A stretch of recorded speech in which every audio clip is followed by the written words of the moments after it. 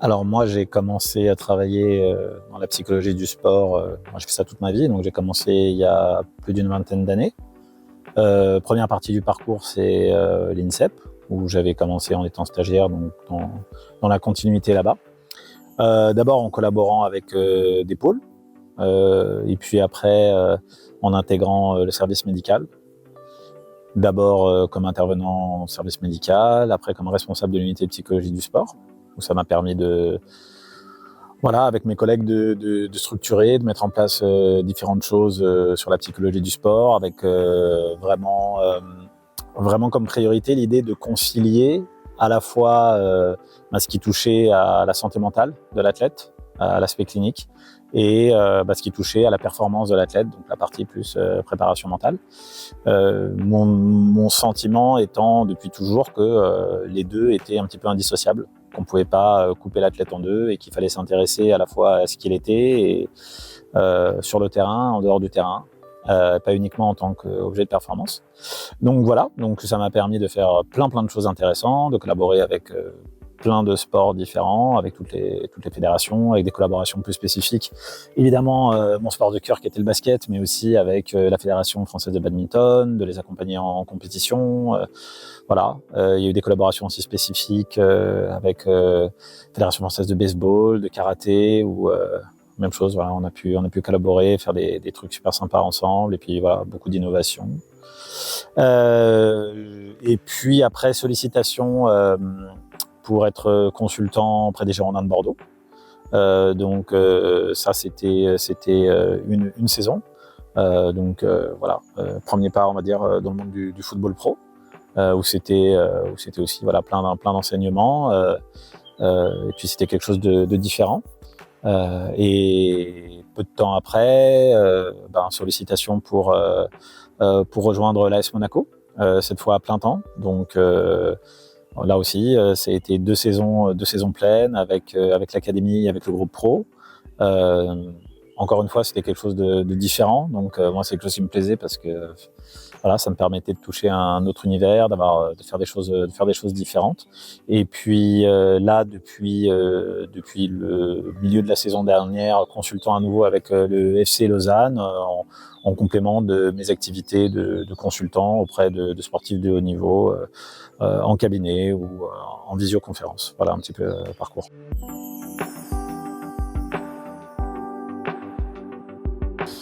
Alors, il y a beaucoup d'exemples comme ça où on se dit que ça a forcément impacté, parce qu'on est toujours, au final, on essaye toujours de rester humble par rapport à ce que ça peut déclencher, que ce soit un club ou que ce soit un athlète, et de ne pas s'attribuer la performance, la réussite. Voilà, parce qu'on sait que c'est un ensemble de choses. Après, forcément, des fois, il y a des corrélations en termes de timing et puis de retour aussi, tout simplement de l'athlète, où ça peut être plus particulièrement flagrant. Alors, il y avait une fois où j'avais raconté dans mon livre l'anecdote avec Alexis Aginsa, où c'est vrai que ça me paraissait particulièrement flagrant, où en fait Alexis Aginsa, qui était un joueur de basket, qui avait été drafté, allé en NBA, ça s'était pas bien passé. Malheureusement, son expérience s'était pas bien passée. Il était revenu en France, puis je l'avais croisé dans une salle où j'étais venu voir un autre joueur avec lequel je travaillais. Et puis voilà, on s'était croisés, il se rappelait de moi de l'INSEP. Il m'a demandé si on pouvait essayer de travailler un peu ensemble. Et du coup, peu de temps après, on avait fait un premier entretien juste avant le jour même où il devait jouer contre l'équipe de Nanterre, si ma mémoire est bonne. Et moi, ce que j'avais observé déjà sur les matchs, parce que forcément, je suivais aussi le basket, j'avais vu jouer, je voyais qu'il s'énervait souvent, il s'énervait beaucoup contre les arbitres, on voyait qu'il y avait beaucoup de frustration et beaucoup de colère. Et puis, au fond, le fait de revenir en France, évidemment, c'était un peu une situation d'échec, c'était quelque chose, je pense, qu'il vivait mal. Et pendant l'entretien qu'on a eu, ça a été l'occasion un peu de déballer tout ça, de mettre des mots aussi un peu sur tout ça, c'est-à-dire comment concrètement il vivait le fait d'être là. Est-ce que c'était, au final, est-ce qu'il se sentait pas à sa place? Est-ce qu'il devrait être en NBA? Voilà, on sentait qu'il y avait quand même un peu un mélange d'émotions pour lui, que c'était... Donc le fait d'en parler, le fait de mettre des mots sur tout ça, de lui permettre de faire le point, je pense que ça a eu un effet libérateur. Puis je me rappelle aussi qu'on avait terminé la séance en disant voilà, Maintenant, on va essayer de passer à d'autres émotions, on va essayer d'être dans un autre état d'esprit. Éclate-toi, joue ton jeu. Il faut jouer pour des sensations positives, pour des émotions positives, et ne pas être, on va dire, un petit peu en combat, en lutte comme ça sur le terrain. Et alors je sais plus, il avait dû faire des bons matchs, Alexis, mais il n'avait pas eu de match franchement accompli, etc.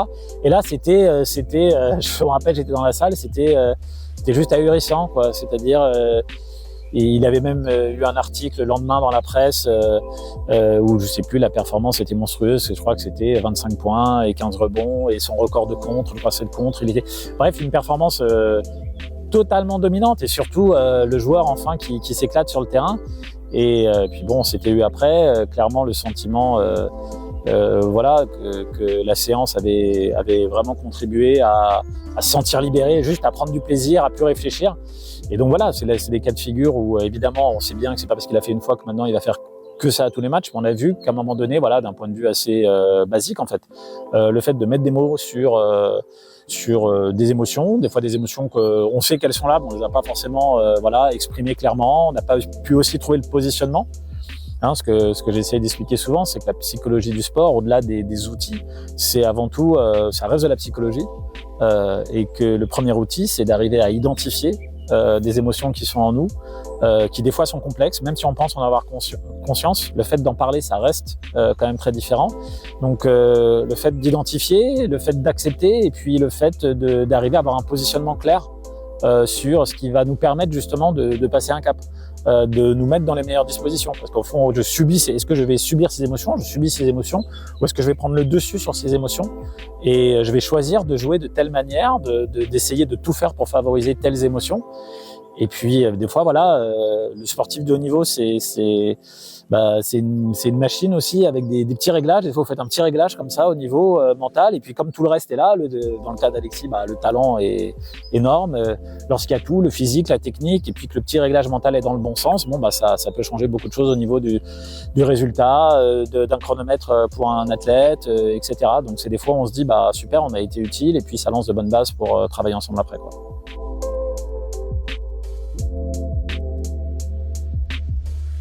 La pression, le stress, voilà, ça fait partie d'une des grandes thématiques en fait qu'on va avoir dans le sport. Comme souvent, ce qui doit intéresser le premier temps de la démarche, c'est ce qui se cache derrière un symptôme sportif. Un symptôme sportif, voilà, c'est par exemple j'ai du stress pour performer. Je ressens une pression à l'idée de ne pas performer.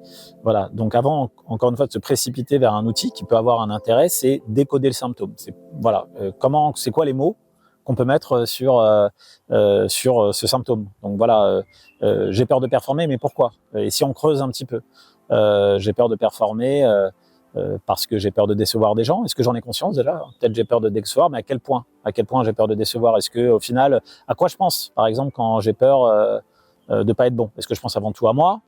Est-ce que alors ça peut être avant tout à moi, hein. Et avant tout à moi, je pense par exemple à l'état mental dans lequel je vais être lorsque j'ai pas bien joué. Dans cette anticipation, ça aussi c'est quelque chose qui joue souvent, cette pression-là de dire je suis tellement déçu, je suis tellement malheureux, je suis tellement en colère contre moi lorsque j'ai mal joué, que j'anticipe cette émotion-là et j'ai tellement pas envie de la ressentir que du coup je stresse et je joue pas bien.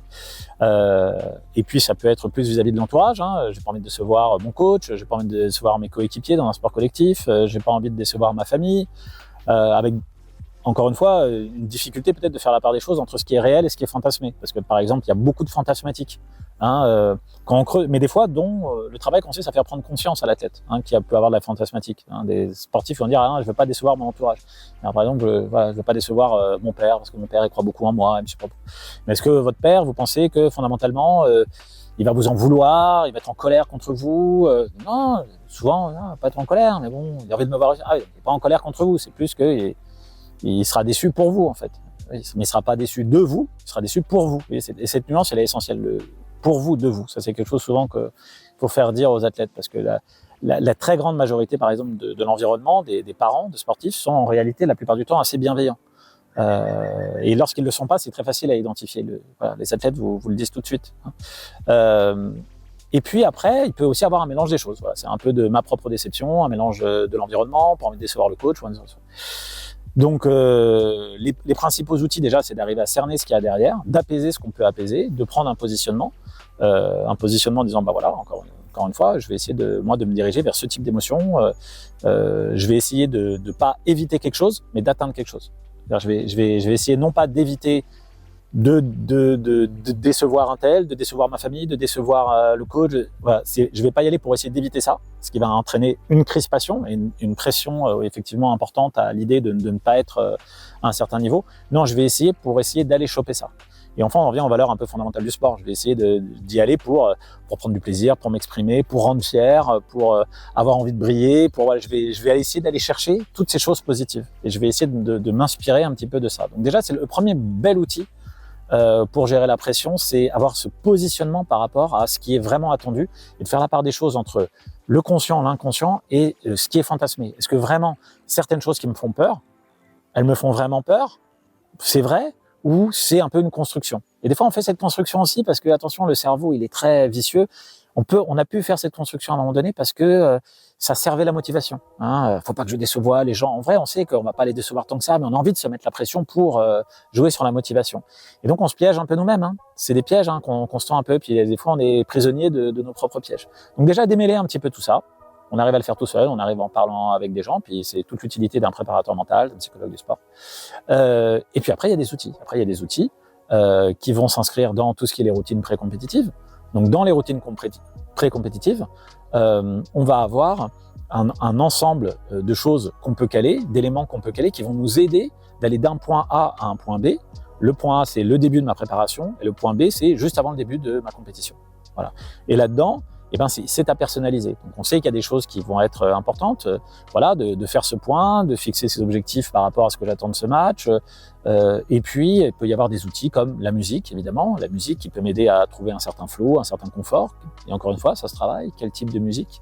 Parce que moi, je préfère avoir de la musique plutôt tonique pour me créer beaucoup d'énergie. Au contraire, très cool pour me détendre, pour rester dans quelque chose d'un peu zen, etc. Donc, faut tester. C'est comme pour tout, ça se travaille. Faut pas improviser parce que c'est différent pour chacun. Et puis c'est différent pour chacun, et puis ça change dans le temps aussi. Des fois on a envie de telle musique, des fois d'autres musiques, voilà.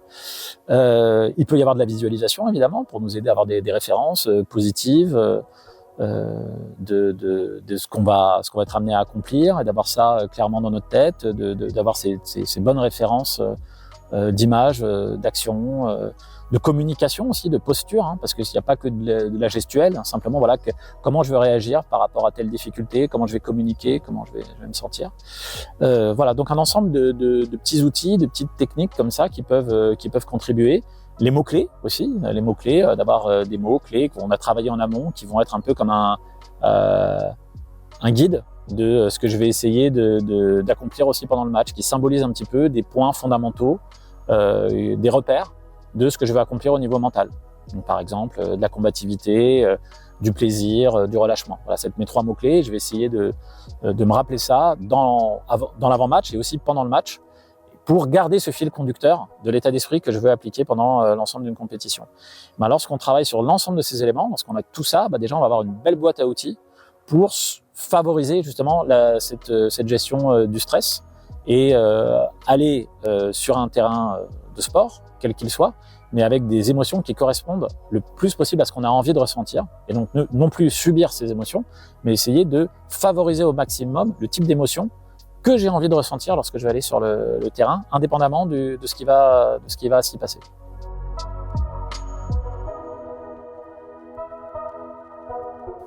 Oui, je pense que alors ça peut être déterminant dans le sens où si ça peut contribuer à nous mettre dans les meilleures dispositions dans un match et que ça nous permet de gagner un petit plus, plus on monte de niveau, plus c'est des petites choses qui vont faire la différence. Donc il y a beaucoup de sportifs d'ailleurs qui vont témoigner, qui vont dire que leur playlist, qui travaille beaucoup d'ailleurs dans l'avant-match, elle est essentielle, à la fois pour l'émotion que peut vous procurer la musique, mais aussi pour l'isolement que ça vous procure. Parce que des fois, on voit bien, les sportifs, ils ont besoin de se mettre un peu dans leur bulle et de faire abstraction. C'est-à-dire que la musique, elle symbolise aussi une coupure entre on va dire tout le temps d'entraînement, tous mes problèmes de la vie quotidienne, etc. Puis vraiment cette entrée dans la compétition.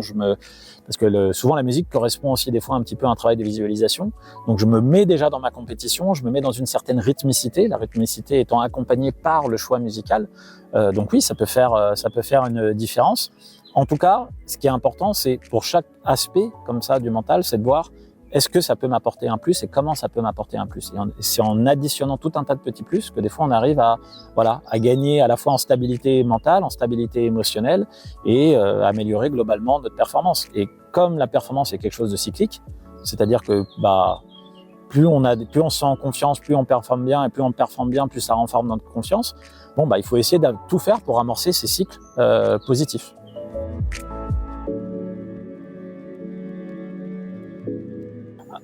En fait, moi j'ai choisi de faire des études classiques de psychologie. Alors à l'époque, il y avait très très peu de spécialisation en psychologie du sport. Je suis un peu un vétéran de la psychologie du sport, mais j'ai choisi de vouloir être psychologue parce que je pense que le cœur de ce travail, c'est la compréhension du fonctionnement psychique d'un individu.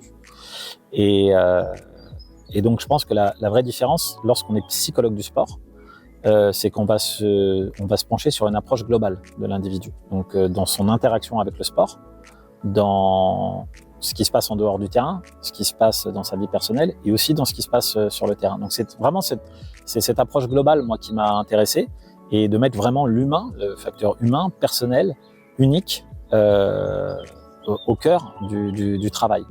Après qu'on vienne compléter ça par des choses plus spécifiques, des outils plus spécifiques, dans la relation de travail, ça me paraît, là on a une approche globale et qui peut être très efficace.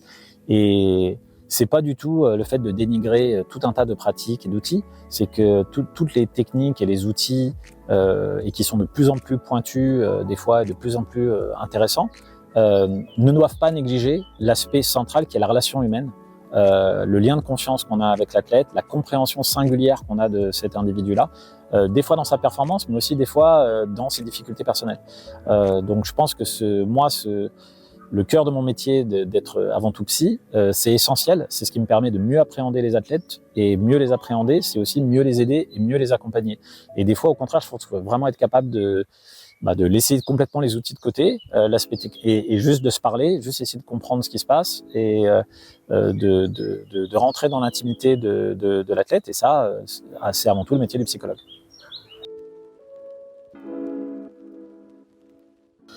Alors, moi, ce que je propose aux athlètes, c'est de l'accompagnement individuel. Alors, somme toute, des choses assez classiques, c'est-à-dire les accompagner soit en cabinet, sur Monaco, soit en visioconférence. Et il m'arrive de me déplacer aussi pour aller voir des athlètes là où ils habitent, parce que des fois ils ont tout simplement pas le temps, l'opportunité, et c'est vrai que le contact en tête-à-tête, ça reste un peu irremplaçable. Ce qu'on leur propose, ça va être concrètement d'abord d'évaluer leurs besoins, parce que la formulation même de ce qu'ils ont besoin est des fois pas forcément évidente. L'athlète, il vous adresse avant tout généralement un symptôme, une difficulté, quoi.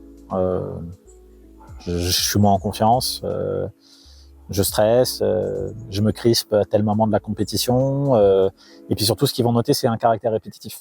C'est comme ça eux qui diagnostiquent souvent. Je trouve que ça se répète. Voilà, ça fait 1 mois, ça fait 3 mois, ça fait une saison, où les mêmes choses se produisent. Et du coup, quand les mêmes choses se produisent, c'est souvent ça qui amène le sportif à se dire, il y a quelque chose qui est pas normal là, au niveau c'est pas technique, c'est pas physique. Les décalages aussi, les décalages entre l'entraînement et la performance. Je sens qu'à l'entraînement, pas de problème, et j'arrive, il y a un décalage énorme. Il y a toujours un décalage, mais quand on sent que c'est énorme, voilà. Donc déjà, on va les aider à poser ce diagnostic. C'est ça que je fais avec eux, c'est en prendre un vrai temps de poser le diagnostic. Ok, qu'est-ce qu'on peut en dire, qu'est-ce qu'on peut analyser, et puis du coup, de fixer des priorités de travail. Donc, priorité de travail, essayer de se remettre tout de suite sur des objectifs qui vont être stimulants pour l'athlète. Donc, première démarche, c'est ça. de partir sur des objectifs de travail ensemble, d'essayer de les évaluer, de les quantifier régulièrement. Est-ce qu'on a progressé comme on veut? Est-ce que ça va dans le bon sens? À quelles difficultés on se heurte justement pour essayer de résoudre ces difficultés? Et puis là-dedans, on va incorporer à la fois donc cet accompagnement individuel. Il peut y avoir des fois de l'analyse vidéo. On va regarder ensemble concrètement un match. On va essayer d'analyser du langage corporel, d'essayer de discuter de certaines prises de décision.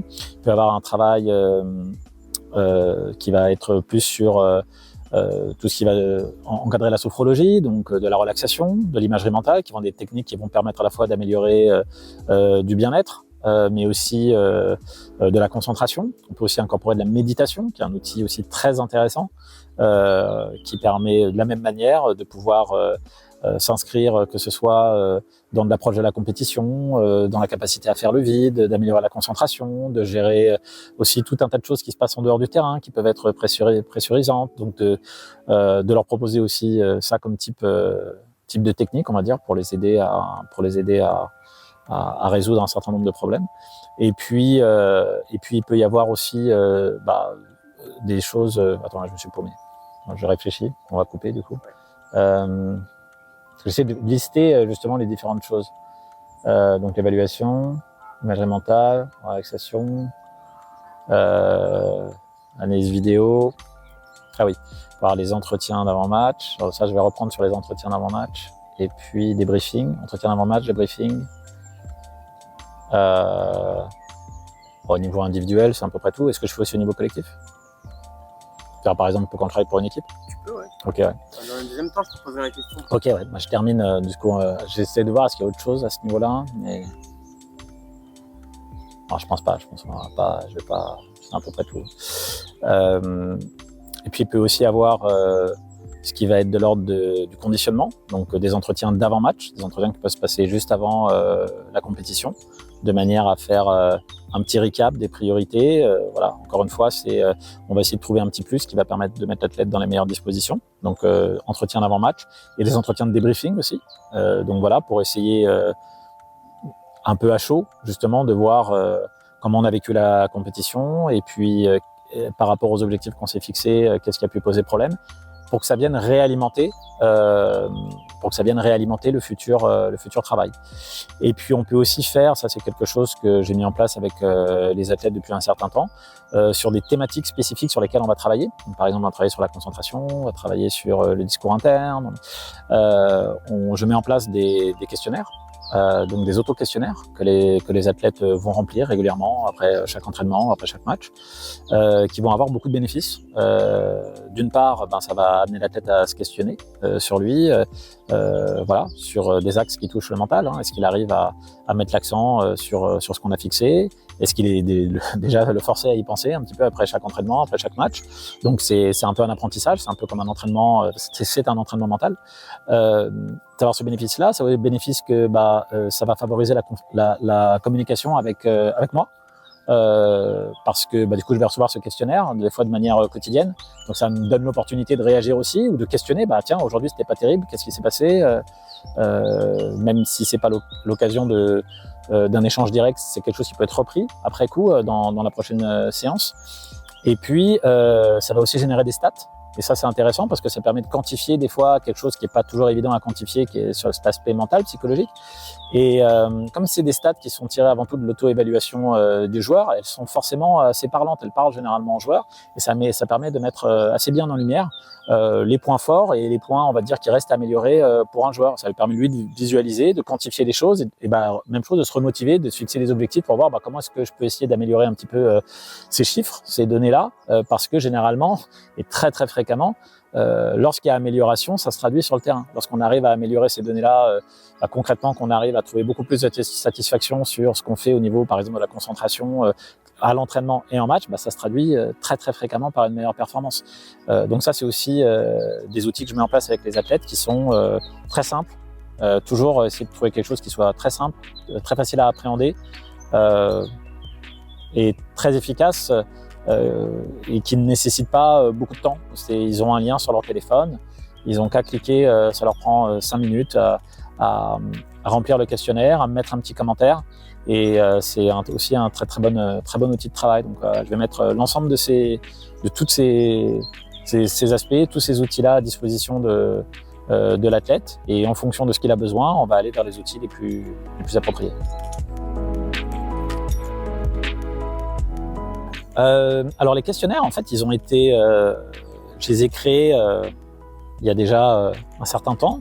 Ils ont évolué dans le temps par rapport à ce qui me semblait le plus important à évaluer sur une thématique donnée. Donc en fait, j'ai commencé par faire un premier questionnaire, par exemple, qui était lié à la concentration. Et ça m'a obligé, moi aussi, à définir de plus en plus précisément qu'est-ce qui est le plus important, qu'est-ce qui est le plus essentiel à évaluer au niveau de la concentration. Donc on l'a fait j'ai fait par rapport à la concentration. Et puis j'ai affiné, j'ai dit tiens, telle question, une fois j'ai posé telle question à tel athlète, celle-là je devrais l'ajouter aussi. Parce qu'elle est très pertinente, elle permet vraiment de creuser quelque chose. Donc voilà, questionnaire après questionnaire, athlète après athlète, j'affinais un petit peu ces questionnaires-là. Et dès qu'une nouvelle thématique me paraissait importante et concrètement qu'elle pouvait faire l'objet d'un questionnaire que l'athlète pouvait investir et évaluer, de manière à le faire progresser en compétences sur cet aspect-là, du coup j'en crée un nouveau, souvent accompagné d'un support visuel pour qu'il ait à la fois, on va dire, un petit peu l'aspect théorique et que lui se confronte à l'aspect pratique. Donc lorsque vous me liez un petit peu les deux, il faut toujours un petit peu de théorie, voilà, toujours essayer de le faire le plus simple et le plus efficace possible, avec concrètement sur le terrain comment ça se traduit, comment tu arrives à appliquer cet aspect théorique. Et là on gagne beaucoup en efficacité, et c'est là où la psychologie du sport elle devient appliquée au terrain, elle devient concrète. C'est pas juste des choses qui se passent dans le bureau, c'est concrètement sur le terrain. Demain il va falloir que tu sois bon là-dedans, il va falloir que tu essayes de progresser là-dedans. Et des fois c'est vrai que ça m'arrive de dire aux athlètes, là concrètement voilà, on peut pas se mentir, les chiffres entre guillemets ils sont pas bons, et les chiffres c'est toi qui les mets, c'est pas mon évaluation, c'est toi. Donc si toi-même tu te rends compte que, donc ça veut dire qu'il faut qu'on trouve une solution pour améliorer ça. Ça donne un peu de concret, de vérité, de retour du terrain, et qui est uniquement du fait de l'athlète. Donc ça c'est un outil qui me paraît vraiment très intéressant, très simple et pas contraignant pour l'athlète aussi. Mais les questionnaires qu'on va trouver sur Internet, on va dire, ce sont des choses qui sont validées scientifiquement, qui ont pour but de répondre au plus grand nombre, qui vont nous donner des grandes tendances, des grands profils, des grandes catégories statistiques pour la plupart. Là, c'est pas quelque chose qui est construit dans cette optique-là. C'est quelque chose qui est construit pour venir reprendre des priorités au niveau mental que moi j'ai construit, que j'ai simplifié, pour proposer aux athlètes avant tout de progresser. Donc c'est un outil qui n'est pas créé tellement pour, on va dire, quantifier et nous donner une preuve scientifique de l'évolution. C'est avant tout fait pour recueillir du ressenti de l'athlète lui-même par rapport à sa performance, par rapport à son ressenti à lui, par rapport aux bases de travail qu'on s'est fixées. Donc c'est un outil avant tout collaboratif en fait. C'est un outil qui est avant tout basé sur l'aspect pratique et efficace. C'est pas un outil qui a été fait pour on va dire nous donner, s'inscrire dans un modèle qui pourrait correspondre à tout le monde. Voilà. La manière que j'ai de travailler sur la concentration ou sur le développement de la confiance en soi, moi, il est avant tout basé sur l'expérience pratique que j'ai eue depuis 20 ans lorsque je travaille avec des athlètes en disant voilà, les points qui me paraissent le plus clés. Alors évidemment, ça peut s'appuyer sur de la littérature et sur des revues scientifiques, etc. Mais on va dire j'assume le fait que moi, je trouve que par rapport à ce que j'ai pu constater sur tous ces champions, ces points-là sont clés. Donc, j'amène les athlètes à travailler sur ces points-là en priorité. Voilà. Et concrètement, j'ai constaté que ça marchait, que les athlètes, ça les faisait progresser, qu'ils se prenaient aussi au jeu, qu'ils aimaient les remplir, ces petits questionnaires, qu'ils aimaient les incorporer dans leur quotidien. Donc, je pense que la différence, elle se situe là.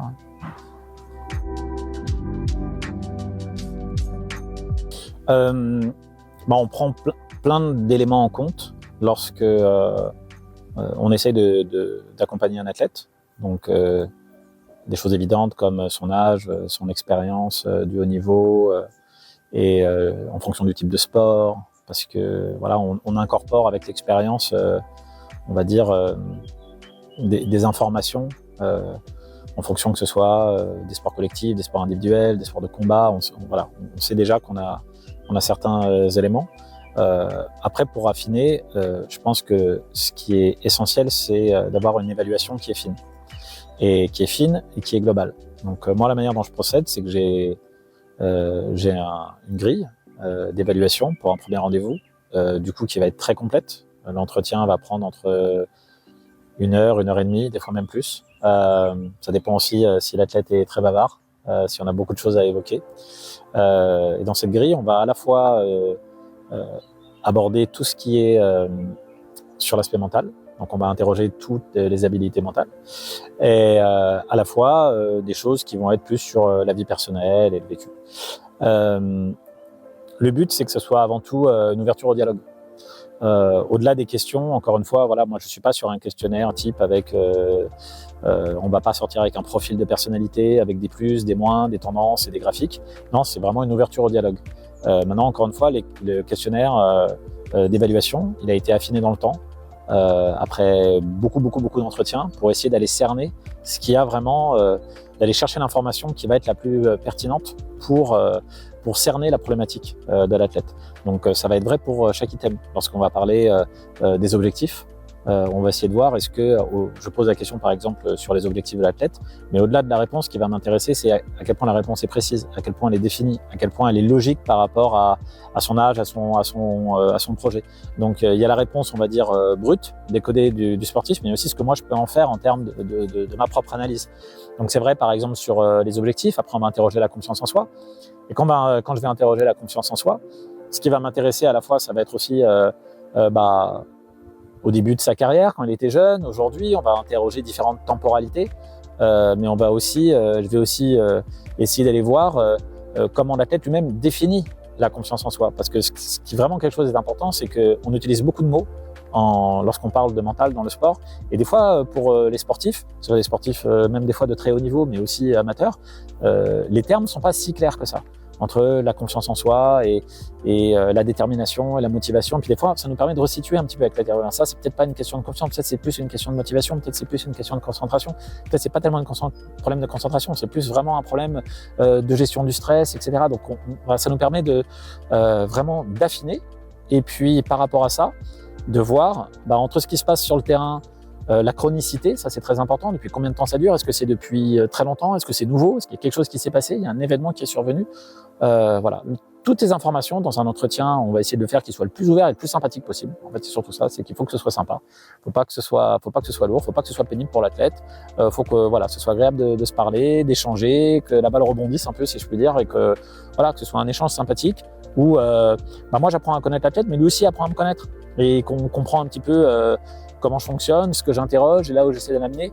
La finalité est la même, c'est que je veux essayer d'avoir le panorama, la photographie la plus complète, précise d'un athlète pour orienter le travail qui va suivre et d'arriver à tout de suite, parce que les athlètes sont pressés, donc de très rapidement dire ok, on va partir sur ça, on va tout de suite essayer d'aborder tel point précis qui peut permettre déjà de débloquer certaines choses. On va se fixer ça déjà comme priorité dès la fin du premier entretien d'évaluation.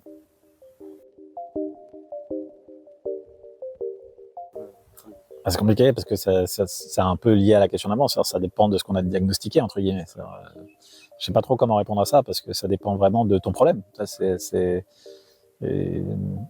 fait, la préparation mentale, c'est pas comme la préparation physique. C'est-à-dire, et je suis sûr que les préparateurs physiques me corrigeront, parce que je sais qu'en préparation physique, on n'a pas tous besoin de la même chose, mais là encore plus au niveau mental, c'est-à-dire que derrière le même intitulé de problématique, par exemple la confiance en soi, vous pouvez avoir une multitude de raisons différentes à ce problème de confiance en soi.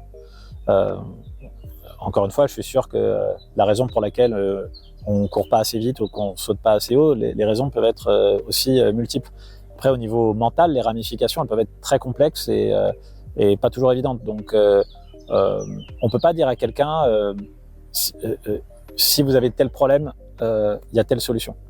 C'est pas noir-blanc, parce que derrière tel problème, le même athlète qui va avoir un problème de concentration, certains ça va être tout récent, certains ça va être depuis 10 ans, certains ça va être vraiment quelque chose qui se manifeste par un stress extrêmement important dans certains moments clés, d'autres ça va être sur l'ensemble du match qui vont être dans cet état-là. Donc, forcément la solution qu'on va leur proposer, l'outil qu'on va leur proposer ne va pas être le même. Je pense que ce qui est important quand on veut intégrer un travail de préparation mentale, déjà, c'est passer ce diagnostic général sur mon rapport à la compétition, qu'est-ce qui est récurrent, qu'est-ce qui revient souvent comme problématique qui nous permet de guider et d'affiner le travail. Ensuite, c'est d'arriver à travailler déjà les thématiques majeures. Donc les thématiques majeures, d'avoir une bonne définition de qu'est-ce que c'est la concentration, qu'est-ce que c'est la confiance en soi, c'est quoi des bonnes routines pré-compétitives, c'est quoi un bon discours interne et comment est-ce que je peux améliorer cette manière dont je communique avec moi-même de manière à réguler mes émotions du mieux possible, comment est-ce que j'arrive à analyser justement ce qui se passe au niveau mental après un entraînement, après un match. Voilà. Déjà, lorsqu'on travaille ces thématiques majeures-là, ça peut faire déjà une très grosse différence. Une très très grosse différence parce qu'on va clarifier ces différents champs, on va avoir une idée précise de ce qu'on est censé faire et ne pas faire. Et du coup, c'est pas seulement on travaille le mental où j'essaye d'être plus motivé, j'essaye d'être plus agressif. Non, on a des objectifs précis à atteindre. Et voilà, ça rend le travail plus précis et donc du coup forcément plus efficace.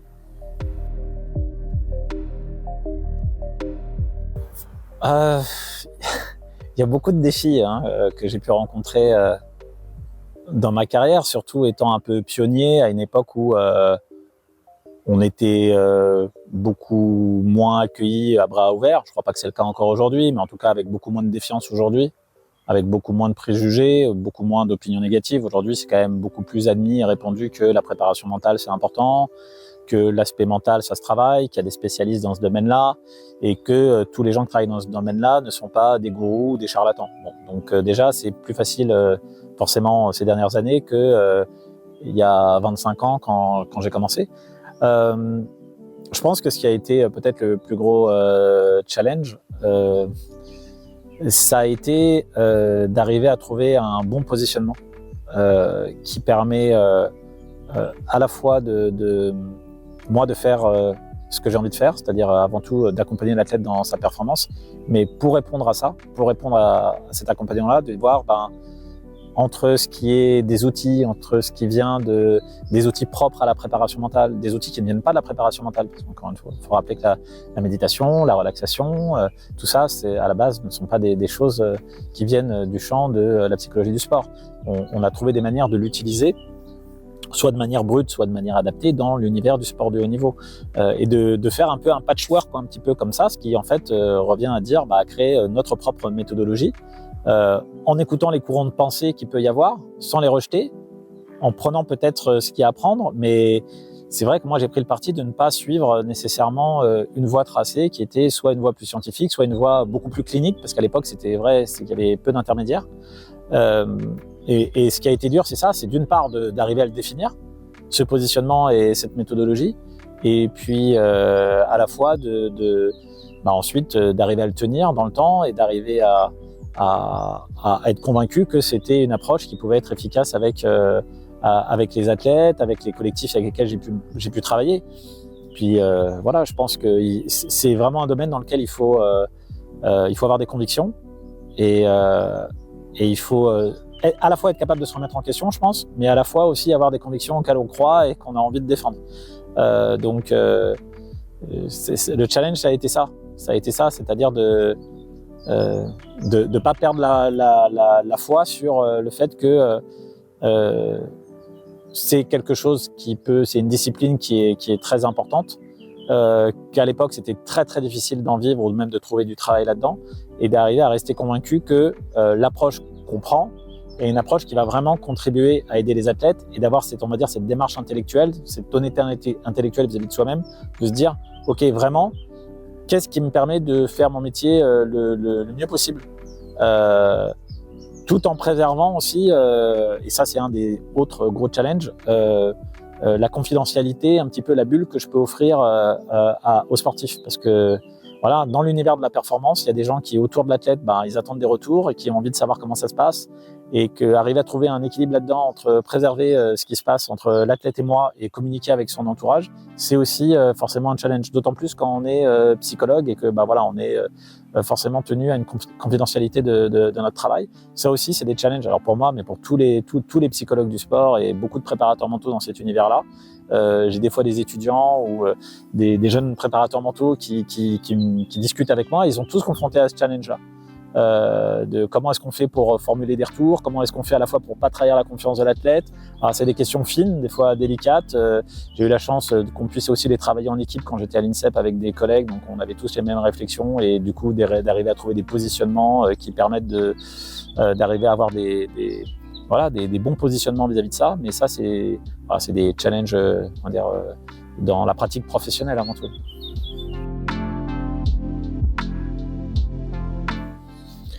Alors, j'ai écrit ce livre en 2016 qui s'appelle Devenir champion, la psychologie au service de la performance.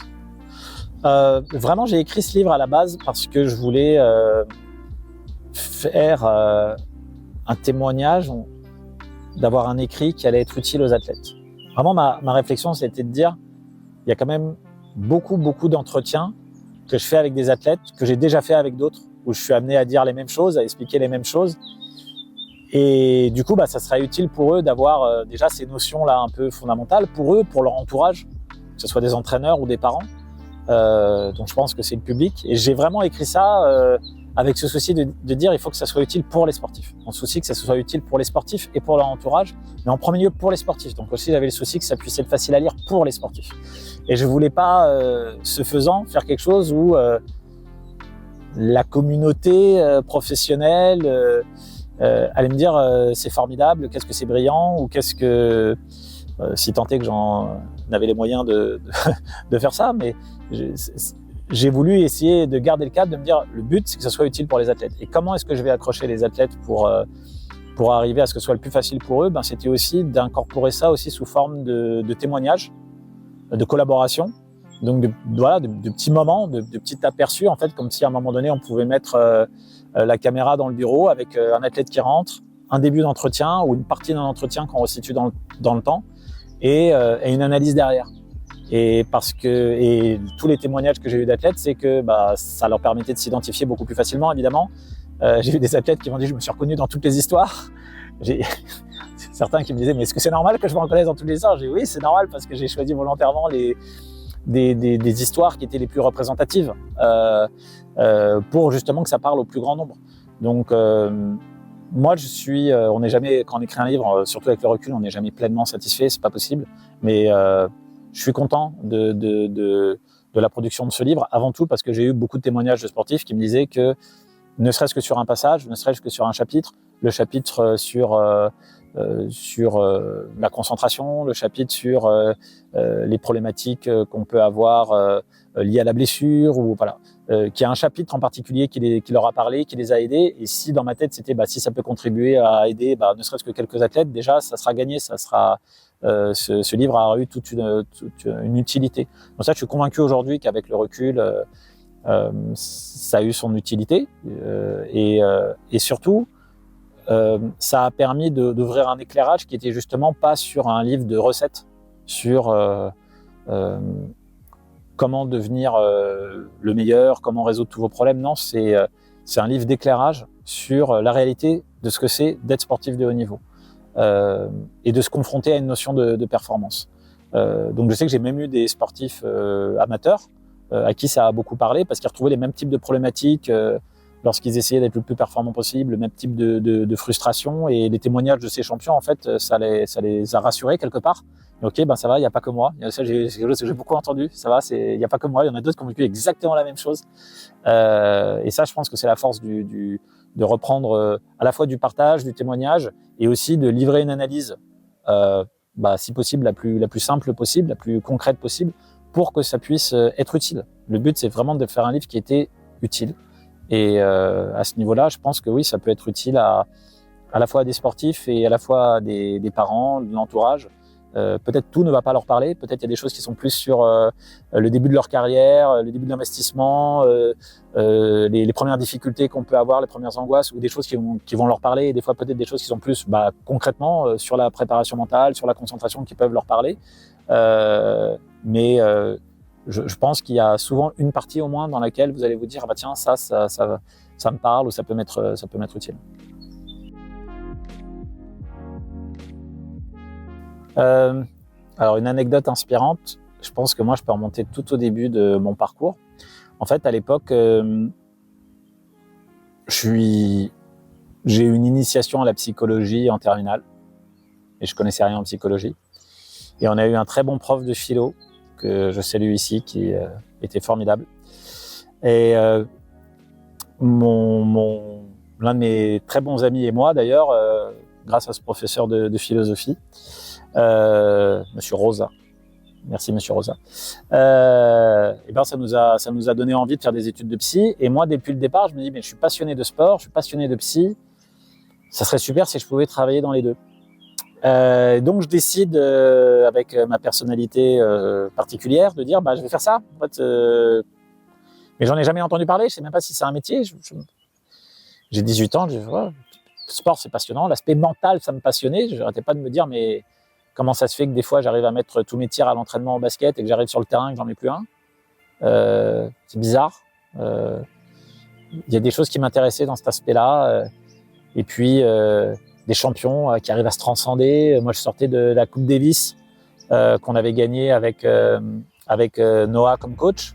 Et puis, notamment, cette performance qu'on peut qualifier de tout au mental de Lecomte qui à l'époque revient de nulle part, qui sort d'une très longue période de blessure, qui a dégringolé au classement mondial et qui sort de nulle part sur un coaching faramineux de Noah et qui lui fait battre Pete Sampras. Voilà, et Forger derrière qui va apporter le point. Enfin, c'était une euphorie totale. Et du coup, l'anecdote, c'est que je choisis ça et voilà, je sais que je vais me lancer là-dedans, mais je sais pas trop où, quoi, comment. Et puis, à l'époque, on me demande si je peux aller entraîner des gamins qui jouent au foot. Alors moi, j'avais fait beaucoup de foot jeune. L'ami de ma mère, est-ce que tu peux aller les entraîner un peu au foot ? Je dis OK, il me dit bah en fait habituellement c'est Noah qui les entraîne au foot. C'est Noah qui les entraîne, Yannick Noah qui les entraîne. C'est Yannick Noah qui les entraîne au foot parce que son fils joue avec, c'est les copains de son lycée, etc. Ah pardon. Pourquoi ça ouvre ? Excuse-moi. Ah. Mais je l'ai même pas. Elle est passée derrière là-bas. Je l'ai même pas. C'est pas grave là, on peut reprendre.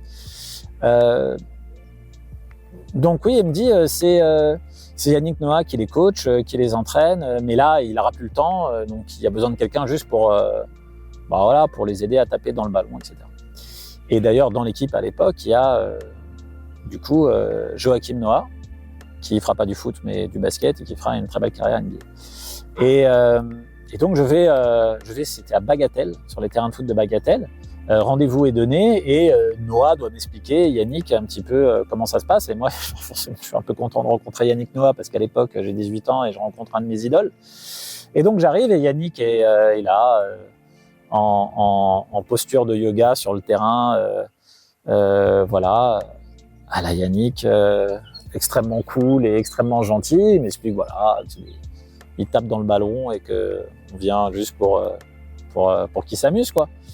Et puis avec sa gentillesse légendaire, il me pose 2-3 questions sur moi et je lui dis moi je veux devenir je sais même pas si j'ai dit préparateur mental ou psychologue du sport à l'époque, je sais plus quel est le titre, je crois que j'ai dû dire psychologue du sport. Je travaille avec des sportifs sur l'aspect mental et il me dit ah oui mais moi je connais quelqu'un qui travaille à l'INSEP et peut-être tu pourrais te renseigner auprès de cette personne. Et quand il me dit ça, je dis ah super, alors c'est un métier.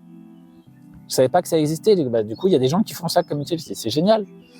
Et du coup, je suis allé à l'INSEP, je me suis renseigné, j'ai réussi à commencer à faire un premier stage à l'INSEP et tout est parti de là. Donc c'était drôle parce que c'était presque comme si c'était écrit, quoi.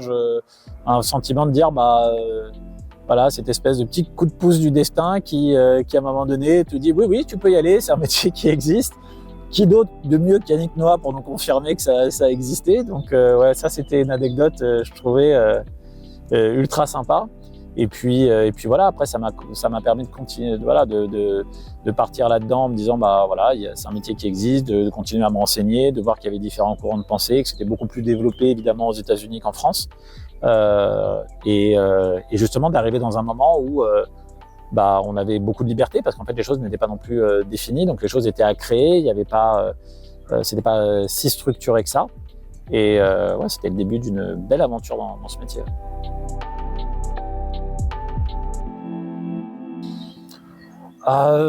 Alors les différences aujourd'hui, c'est que la préparation mentale dans les pays anglo-saxons sont beaucoup plus intégrées, même si on a rattrapé du retard par rapport à ces pays-là. On partait de très très loin, donc on est encore très en recul. C'est-à-dire, je pense que la différence majeure, c'est qu'aujourd'hui, on a du mal à considérer pouvoir faire du haut niveau, par exemple aux États-Unis, sans du tout y intégrer la dimension mentale, et que ces dimensions mentales est l'affaire de spécialistes. Voilà, la différence, elle est là. C'est-à-dire qu'en France, c'est encore un petit peu est-ce qu'on fait pas, et qui on prend. Est-ce qu'on prend simplement parce qu'on connaît, qu'on a, voilà, on l'a rencontré? Est-ce qu'on sait quel type de compétences on est censé chercher? Est-ce qu'on sait vraiment la différence justement entre préparateur mental, avec, voilà, on sait très bien que la difficulté là-dedans, c'est que l'appellation n'est pas protégée, donc un peu n'importe qui peut toujours se définir comme préparateur mental. Qu'est-ce qui fait qu'on est psychologue du sport? Évidemment, pour être psychologue du sport, il faut être psychologue tout court. Puis voilà, les différents intervenants, la structuration n'est pas la même. C'est clairement, je pense, beaucoup plus identifié, beaucoup plus structuré et beaucoup plus intégré aux États-Unis. Après, ça avance en France. Je pense que ce qui avance surtout, c'est la prise de conscience qu'il faut travailler ces aspects-là. Maintenant, comment on met en place, qui on choisit, comment on évalue, comment on questionne, comment on développe des actions dans ce sens-là, on a encore beaucoup de retard. Mais ça y est, je dirais un petit peu le plafond de verre est cassé, et on a compris que c'était une dimension incontournable et que cette dimension ne pouvait pas être que l'affaire du coach, et que c'était c'était tout un tas de formation et d'outils, et que ça pouvait faire une vraie différence. Donc voilà, ça, je pense qu'au niveau culturel, on a passé ce cap-là. Au niveau de l'intégration et puis tout ce qui va avec, forcément, notamment au niveau budgétaire, le budget qu'on peut y allouer, la place qu'on veut y accorder. Est-ce que c'est juste quelqu'un qu'on met dans un staff qui fait son travail de son côté, ou est-ce qu'on l'incorpore pleinement, et comment on fait pour l'incorporer, comment on fait pour lui trouver une place qui est utile, qui est efficace. Voilà. Là, il y a encore beaucoup de progrès à faire, mais je pense que ça va dans la bonne direction.